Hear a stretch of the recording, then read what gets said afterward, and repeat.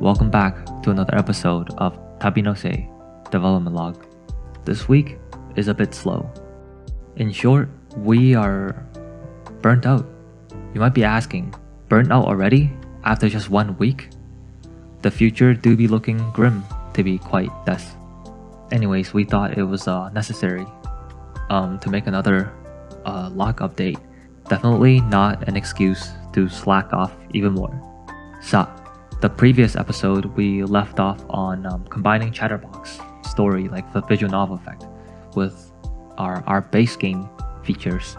So after combining it, the next to do was to have a smooth transition and able to go from story to gameplay and then to more story. And we went with the most basic one, which is like story indexing, like the code here. Depending on where we are in the story, it will load in a story file, which is like this. And after the story file, we would update the index by increasing it by 1. So now it will unload the story and load the next one. And with that, we were able to also add location locking.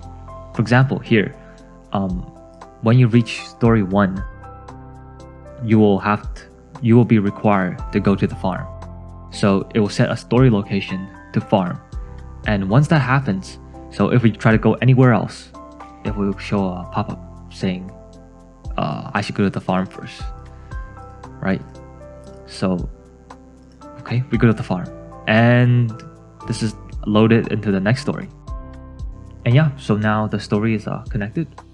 We currently have 9 story sequence, or I should say sections, in place at the moment. So during the first episode, we had it up to 7.5, so just right before forging. So just to go over the story really quick, it starts off with the introductions, then you wake up in the forest, you go to the country's home, and you wake up, you go to the farm, and you go back home, and then you go to the forest forging, you go back home, and you store the stuff you forged, and you learn how to do well. Oh, by the way, going to the forest is also like a forging minigame. So we had it up to that point. So this week, we added, we expanded the story a little more, up to 8.5, I believe, which is just, no, not 8.5, 8.1 or 8.2. So just before you got home and you had to store the stuff you forged from the forest.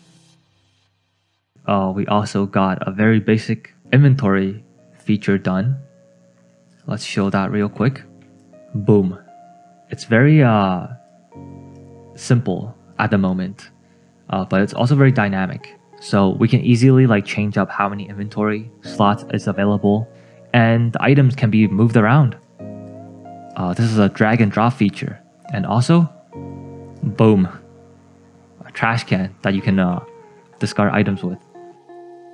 So I remember trying to do this drag and drop on RenPy, but it was just undoable, or just I wasn't able to figure out how to do it. But I was surprised by how simple it was to do this. I mean, this is just beautiful, more than I can ever ask for this drag and drop thing. Yeah, but it is still lacking compared to our RenPy inventory, which it doesn't have item counter, and it's also missing a lot of conditional checking, but that also goes into item counter. We're gonna leave the inventory system code-wise because we're gonna replace all these assets. This branch, I don't remember where it's from. I don't remember making it, so it could be just also grabbed from somewhere, but this is definitely mushroom needs to be replaced. And all this UI is from other games I've done, so they don't match this game at all. So we're gonna make some assets for this, make everything look pretty, and then we're gonna worry about how to visually display it, like graphic wise. And then we're gonna, expand the inventory system, because at the moment it's enough. This is also pretty interesting. So money counter, it plays a little sound effect, and yep, so whenever your money changes, you buy something, you sell something, boom, money counter. This is mostly for when you're in the story. Money counter probably will be shown like permanently on screen, probably alongside like the inventory. Now that we got through the inventory, let's check out the forging. So it's still very similar to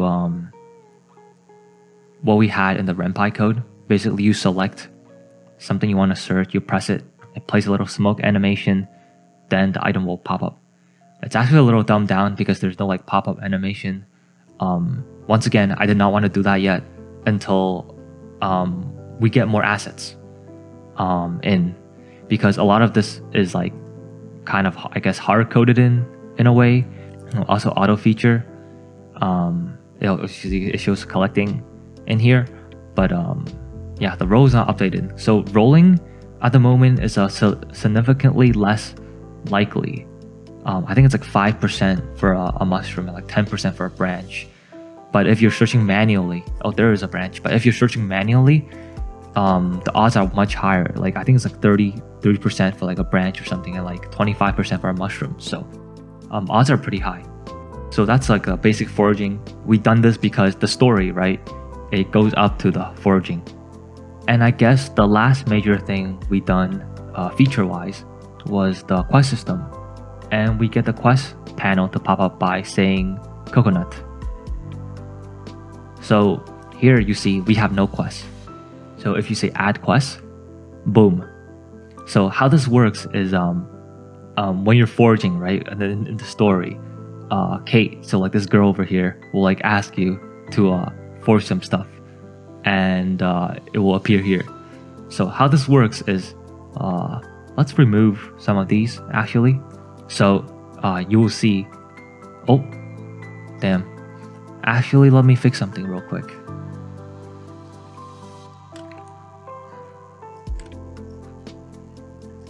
Coconut, coconut, coconut. Okay, perfect. So what happened there was the quest panel was not shown above the like this stuff. So yeah, we can just set the depth of this so that it will always be drawn, I guess, after the other stuff, which is on a depth I don't even know what.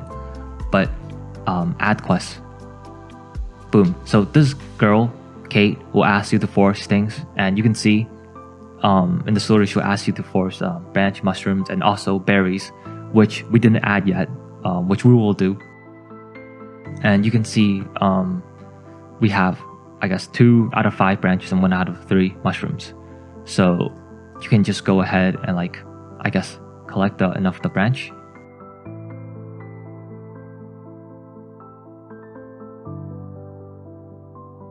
And we're not gonna collect the mushrooms because it takes a while. Like these are very low odds. So we're gonna cheat and inject ourselves with some mushrooms. And now we have enough, I guess, materials. If you click her, boom, it's completed. And you see the story is advanced. And we get to a cutscene. So it flows nicely. So you can play story, you can go to the interface, and you can play minigame, and then go back to the story. So everything at the moment is connected. So to demonstrate this, we'll play through the whole, I guess, what we have so far. Okay, so imagine this is like an opening cutscene that plays. Oh, and yep, that's a background transition. So we were gonna add background. I was looking into how to transition backgrounds, but yeah, that should be not that difficult. So it will kind of like fade out and I guess fade in we're planning on having like different transitions all randomized. So it can be like a circle coming in, popping back out, maybe a square or like a fan, different things like that. And yeah, if you remember our last development log, it was very bare and minimum. Like the story just had like a black panel and text. So now we changed the log. Well, this log thing was there as well from the last time, but now we added like I guess a simple background. We gave the text a stroke so that it can be read more clearly. I was looking through the old projects and we realized these sprites were already made. On our old projects, we kind of grabbed like sprites from like everywhere as like placeholders to use as for mini games, for like items, UI. But we actually made a few sprites for the visual novel aspect, so like the story. But the funny thing was we never actually done the story like at all. So we made assets for things we didn't do, and we done a bunch of things that we don't have assets for. So that is kind of funny, I think. So yeah, we have a bunch of the stuff replaced and a bunch of backgrounds so that it will be less boring. And I believe some sound effects should be playing during the story as well. You should hear some like heartbeat sound effects. Oh, there it is. We're gonna add more sound effects, more like later on. So yeah, here you're given a task. You're given like 2 coins, and you're supposed to go get eggs from the farm. And we showed this already, so it locks your location to the farm. So you have to go to the farm. And now you will meet the farmer, Thomas. Well, this guy was already there. We were just too lazy to drag the sprite in. So yeah, now he's here. He definitely needs some work. Yeah, I don't know. I really don't like him. Visually wise, like something just feels wrong. But yeah, we'll figure it out. But this is the farmer, and you give him the money, and you require eggs.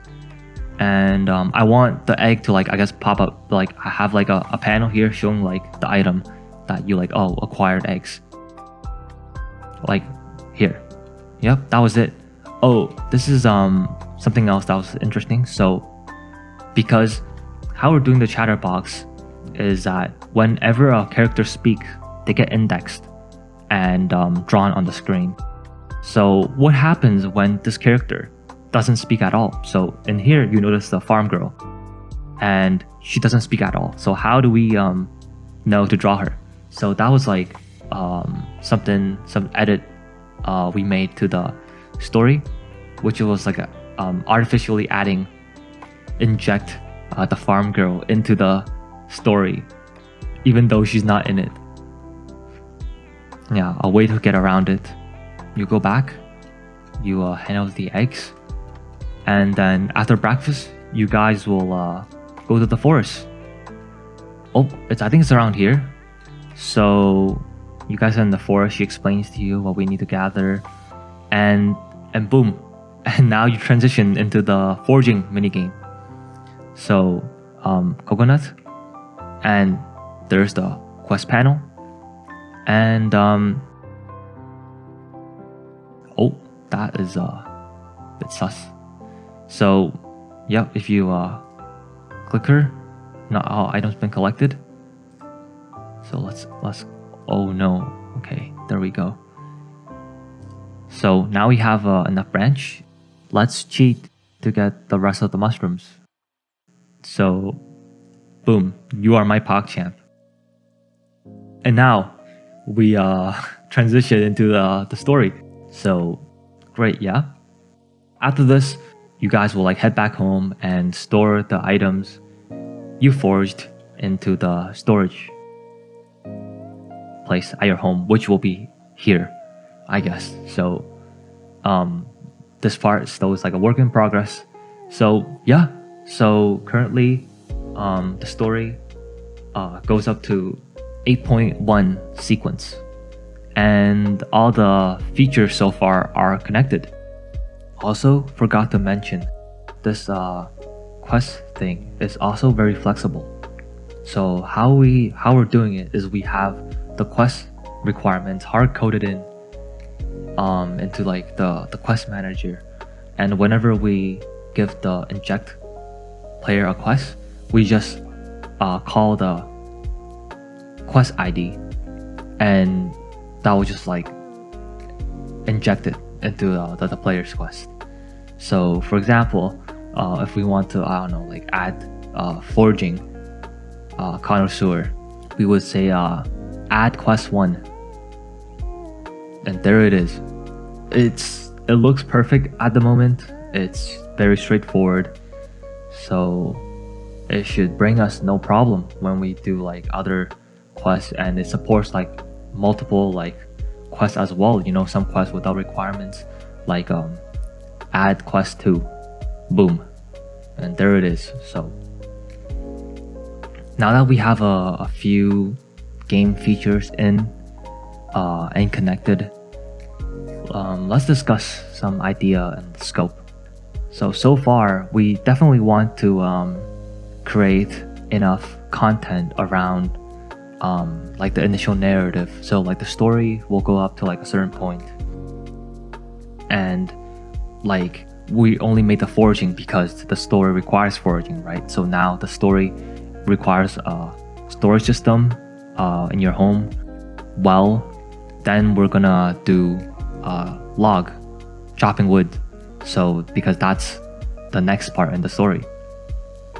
So yeah, and our story only goes up to logging. So after we reach it, that point, we'll expand on the story, and then we're gonna, I guess, make the games and the features to accommodate it. So at the moment, what we're thinking of doing is, I don't know why I brought up the game design document, because this is like still like very old and outdated, but we're gonna add a logging, and then we're gonna add a crafting system.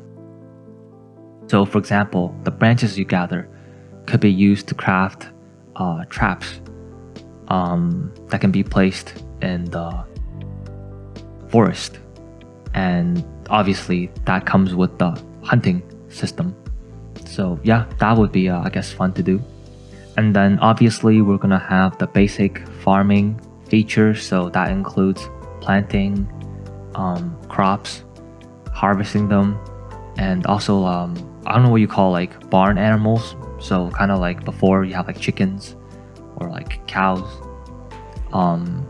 but that will be I guess a bit later in the story, where you kind of like help out Thomas on the farm, and then later you can kind of use the log you chop down to build, I guess, a hut or like a farming area around your home, so that you can have your own animal. We want the game to be, I guess, interactive. That's why we have, I guess, like some searching feature, like very basic at the moment, but it's still gonna be part idle game, right? So because we're gonna have idling anyways, we're thinking of a way to just quickly implement various mini games, what just have them all be UI based. So kind of like this, without like, you know, the searching feature, where you would just have a UI things to like, I guess, toggle on and off, and it should automatically do task for you. And later in development, we will come back and polish it by adding like more interactive gameplay to it. So that is the plan for the mini games. Yeah, so it will be a lot of activities, enough things for the player to do. They can like earn money, and with the money they can purchase and expand their home. And with that, we're also planning on expanding outwards into the town. So at the moment, we only have coconut. We only have the countryside. So this is like your map, right? So we want to expand, like you go to town, and then that will be like a new area with a bunch of places you can access and have content to do. But yeah, so far that's what we have planned for the first release. Maybe we'll talk about what will be in the town for the next episode. Now we're gonna talk about some problems. Currently, even though things look kind of okay right now, right? As we showed earlier, the whole story connects from like beginning to like up to what we have with all the features connected. But there is issues that I guess you don't see, and those issues include a lot of just I guess bad code and bugs all over the place. So for example, even the story you see is not perfect. So for some reasons, the first line of dialogue you see is always missing. So every time you go into a story, it will start on the second line. We just have the line copied again, right? So because it skips the first line, so if we do it again, it will now go to the second line, which is also the same thing. So it kind of like, I guess, tricks it into not skipping, I guess the effect is. And also when we choose dialogue, it also for some reason skips the text, the question, I guess, when you choose a dialogue. So it's I don't know, it's very confusing, and I'm thinking there's like some code in there that like progresses the story immediately, even though you haven't like clicked or like pressed any buttons. So that's why it skips the first line. Yeah, so we tried solving it, but we got nowhere. So every story you see, we double line the first entry, right? So that is how it is. And there's also a lot of band-aid solution all over the code as well. If something breaks, right, we would just quickly code like an if statement or a Boolean statement that tries to bypass without actually like diagnosing the problem and fixing it. We would just like quickly write like something to get around it. And yeah, that's pretty much just leaving problem for the future. And we have like a really bad habit of coding stuff and just forgetting about it. So for example, there's probably like a lot of code throughout, especially like when we were doing the inventory system, that a lot of like these variable declarations and functions for testing various stuff are probably like don't do anything, because we would like write stuff, and if it works then we obviously leave it, but if it doesn't work we'll like delete it, right? But we probably like forgot some variables or functions like somewhere like inside the code that is just like living there rent-free, right? They should serve no problems, but it's like so for example, it's like a pile of dust in your room. Like they don't really do anything, but like it just bothers you, I guess. But like potentially they can do something, like maybe you're like vacuuming or like, I don't know, it gets into the vent or something. It's like floating around, it's like annoying, right? So it could potentially cause problems. So we left a lot of places very buggy and a mess. Like these problems need to be addressed. And we also have a very lack understanding of the UI layers and how instances work. So even our last episode, we actually have UI in place, and this is what they look like.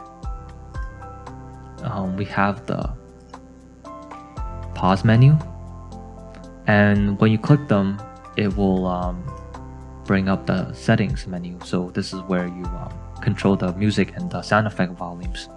The problem with this is that it's extremely buggy and a mess, so we kind of just disabled this for the game, and it has caused us a problem too because it has created a phantom button on the left corner of the screen. So to demonstrate, so you see it brings up the menu, right? And this menu, what it does is that it pauses the game. And how it does that is that it deactivates all instances. And I'm going to get to instances in a bit. So, story, press pause, and it just instantly deactivates everything. And this is like, you see a problem, right? Because it has this as a background, and it was playing a video. So when it pauses, it deactivates the video. So now it's showing the background. And I'm sure you noticed like text is also kind of weird, and you see this UI thing. I don't know why it's getting like popped out here, as you see before how it looks like it looks perfectly normal, right? But for some reasons in game it just jolts, like bloats out from like the right. So that is one thing, and this is like, I guess, the settings. So it pauses the game, it deactivates all instances. And I think that's a really bad way of doing it. So the problem with this is that it creates a ghost button, as mentioned earlier. So what that is that, so when we bring up the inventory, right, and we click the left corner of our screen, it just closes the game. And it's not a crashing, because if it crashes, it will bring a pop-up and it will tell us the reason for it crashing. It's just that for some reason there's like a phantom button just appearing there, like on the screen. So when I bring the thing up, and boom. And just imagine how frustrating that is, right? We spend quite a bit of time trying to figure out why that happens.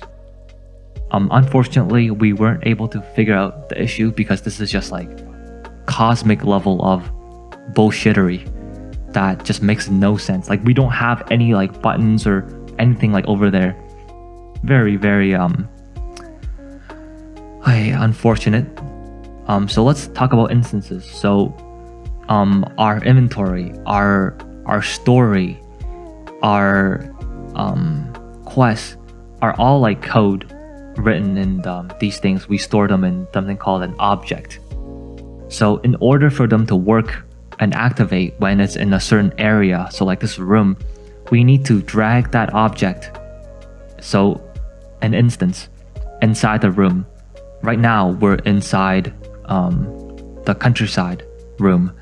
So because we dragged in the player inventory here, it will work. So if we turn it off, we disable it, right? It will just be nothing, because we didn't give the code to this room, so it doesn't know, an inventory exists. So when we pause the game, we deactivate all instances. So like all of these things gets turned off, and when we unpause, they get waken up again. So a problem with that is a lot of these objects, right, code, they have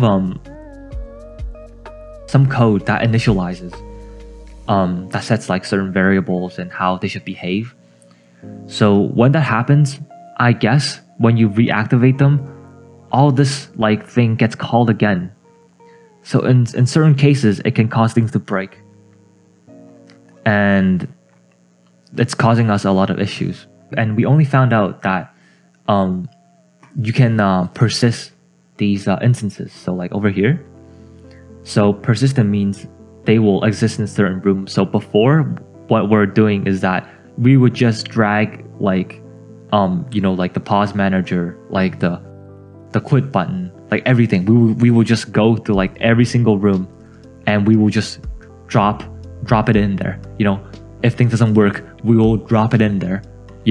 So you see our rooms are just filled with like these question marks, like these objects. It's definitely like not good. Like a lot of these probably don't even need to be in here, right? Like this object, this story definitely don't need to be in here anymore, because we're doing the story inside a different room, like here. After realizing that, for the player info, So because the story and our game, like our base game and features, are two separate things. So they are not like with each other, right? It's like the story is like doing their own thing and the game is like doing their own thing.